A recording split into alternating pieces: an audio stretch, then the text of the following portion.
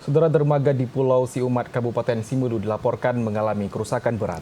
Kondisi ini menyebabkan aktivitas transportasi masyarakat setempat terganggu, mengingat keberadaan dermaga merupakan satu-satunya akses keluar masuk bagi warga Pulau Siumat.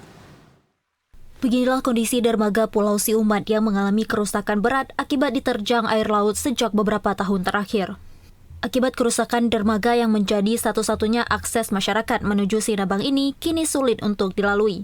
Kerusakan terlihat pada bagian lantai dermaga yang sudah ambles, serta tiang penyangga yang sebagian telah tersapu oleh ombak. Hal ini dikhawatirkan bisa mengancam keselamatan masyarakat saat hendak melewati dermaga. Wakil Bupati Simelu Nusar Amin yang melihat kondisi dermaga tersebut akan berupaya melakukan perbaikan menunggu anggaran dari pemerintah setempat. Menurutnya, keberadaan dermaga Pulau Siumat merupakan akses vital yang digunakan warga untuk menuju Sinabang. Mungkin karena ini sifatnya darurat dan kita bukan membangun mungkin secara permanen, Pak Ketua ya.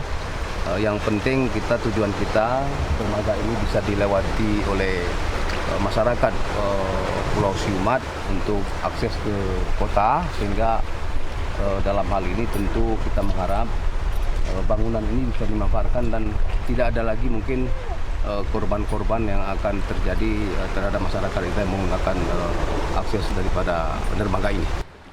Kerusakan dermaga ini juga dinilai bisa memperlambat aktivitas distribusi hasil perkebunan masyarakat Pulau Siumat yang hendak dibawa ke Simelu. Dari Kabupaten Simelu, Al-Azhar TVRI Aceh melaporkan.